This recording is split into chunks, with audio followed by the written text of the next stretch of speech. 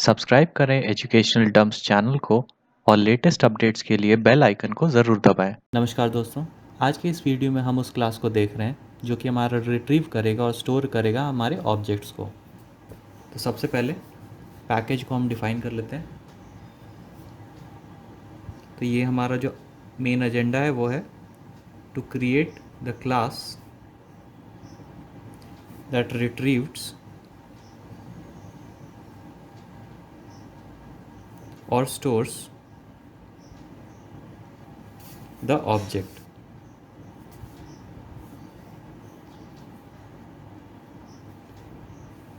तो इस क्लास को हमें बनाना है। सबसे पहले पैकेज को डिफ़ाइन कर लेते हैं। पैकेज हमारा जो था वो है com dot educational dumps dot माई पैकेज।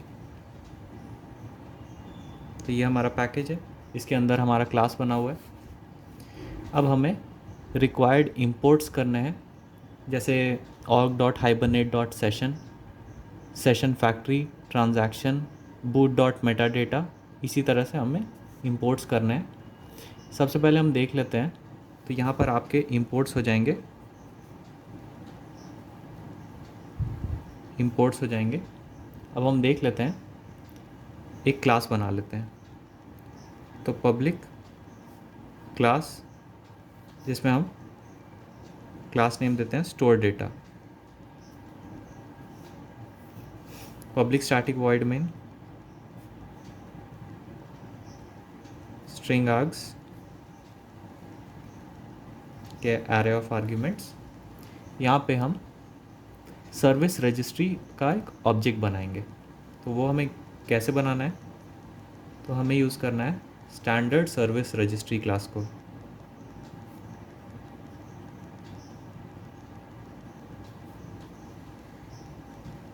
जिसका नाम हम देते हैं SSR।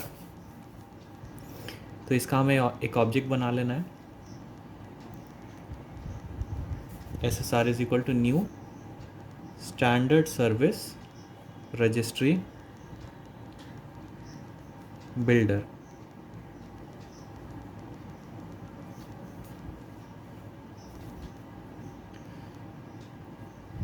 Dot configure.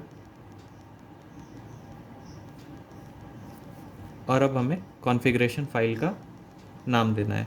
तो ये है हमारा hibernate.cfg.xml, जो हमने पिछले वीडियोस में बना के रखा है।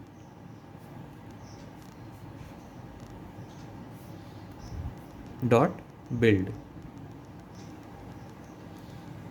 तो इस तरह से हमने सर्विस रजिस्ट्री का एक ऑब्जेक्ट बना लिया। अब हम मेटा डेटा का एक ऑब्जेक्ट बनाएंगे। तो ये हो गया आपका मेटा डेटा, जिसका नाम हम रख रहे हैं meta is equal to new meta data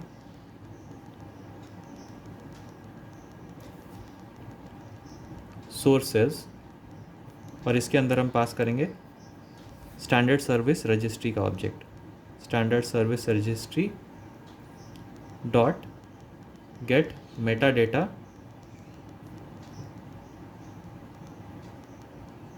builder dot build.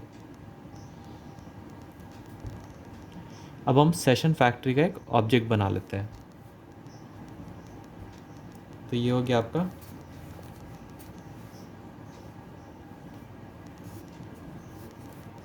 Session factory, जिसका नाम रखते हैं हम factory is equal to meta dot get session factory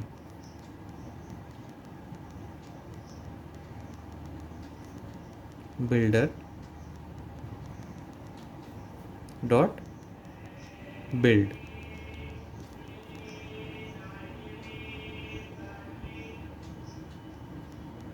इसके साथ अब हम एक सेशन का ऑब्जेक्ट बना लेते हैं। तो सेशन इज इक्वल टू इस फैक्ट्री ऑब्जेक्ट से हम ले लेते हैं ओपन कर लेते हैं अपने सेशन को, तो कॉल कर लेते हैं मेथड ओपन सेशन। अब ट्रांजैक्शन जिसका नाम रखते हैं हम T is equal to session dot begin transaction.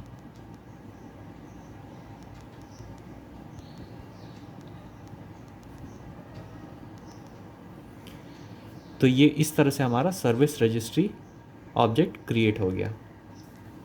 अब हमें क्या करना है, हमारा जो परसिस्टेंट क्लास था वो था एम्प्लॉय, तो एम्प्लॉय का एक ऑब्जेक्ट बना लेते हैं हम E1 is equal to new employ. इस तरह से हम ऑब्जेक्ट बनाते हैं। आप चाहें तो पिछले वीडियोस में को रेफ़र कर सकते हैं। अब हम इसमें वैल्यूज़ को सेट करेंगे। हमारे जो पैरामीटर्स थे वो थे आईडी, फर्स्ट नेम और लास्ट नेम। तो E1 डॉट सेट आईडी हम डालते हैं 101। अब E1 ऑब्जेक्ट में हम फर्स्ट नेम को सेट करते हैं, सेट फर्स्ट नेम, सपोज़ हम गौरव मेंशन कर रहे हैं। इसी तरह से E1 ऑब्जेक्ट में हम सेट कर रहे हैं लास्ट नेम, तो set last name suppose Chawla, और हम इन सभी वैल्यूज़ को सेशन में सेव कर देंगे। तो उसके लिए सेशन डॉट सेव आपका E1 ऑब्जेक्ट। अब इस ट्रांजैक्शन को हम कमिट कर देते हैं, तो टी डॉट कमिट प्रिंट कर लेते हैं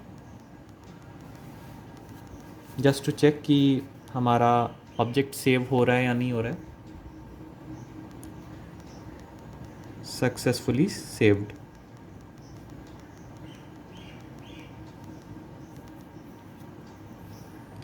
फैक्ट्री ऑब्जेक्ट जो हमने बनाया था उसे भी अब हम क्लोज़ कर लेते हैं, तो इसके लिए हम यूज़ करेंगे फैक्ट्री डॉट क्लोज़, और सेशन को भी अब हम क्लोज़ कर लेते हैं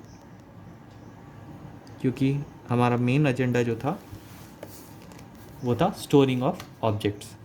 तो हमने एक क्लास बनाया है स्टोर डेटा, और वहाँ हमें सर्विस रजिस्ट्री को यूज़ करना है, उसका ऑब्जेक्ट बनाना है, और सेशन में हमारे इन वैल्यूज़ को सेव कर लेना है। तो इसके साथ हम क्लास और मेन मेथड और क्लास को क्लोज़ कर लेते हैं। तो इस तरह से आपका वो क्लास बन गया जो कि आपका रिट्रीव करता है और स्टोर करता है ऑब्जेक्ट को। तो ये था आपका एक छोटा सा video, how to create a class that retrieves and stores the object. तो आशा करता हूँ आपको ये वीडियो अच्छा लगा होगा। अगर ये वीडियो अच्छा लगा होगा तो इसे लाइक और शेयर ज़रूर करें। चैनल को सब्सक्राइब करना ना भूलें। आपका बहुत बहुत धन्यवाद।